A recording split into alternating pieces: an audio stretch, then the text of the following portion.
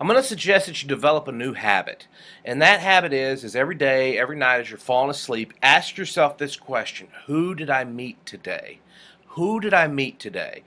Why do you ask yourself that? You want to get good at remembering names and faces. And not only do you need to, I have a video on here on how to remember names and faces where you pick a key distinguishing feature on their face and you see that picture for their name on their face, and that's so crucial to remember names and faces. But what's also crucial is the review process. So at the end of every day, ask yourself the question: who did I meet today? Oh, I met Steve. He had big ears, and there was a stove in his ears. Steve was his name. Go through and review every person that you met that day. When you get up the next morning and you're taking a shower, just ask yourself, who did I meet yesterday?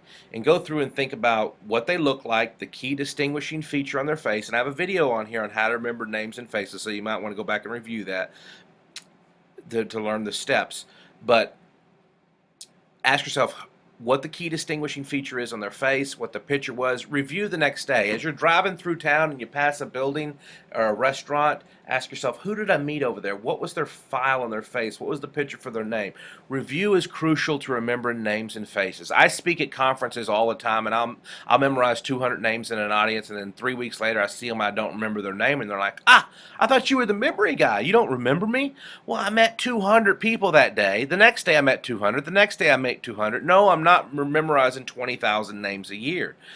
I only remember the names that I review, and I only review the names of the people that I meet in 5 or 10 at a time meetings. I think I'm going to see them again.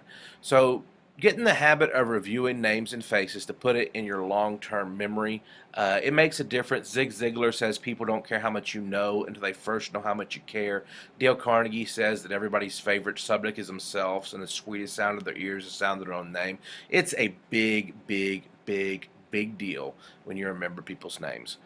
My name, if you forgot, is Ron White, a man running, and he's painted white. Talk to you later.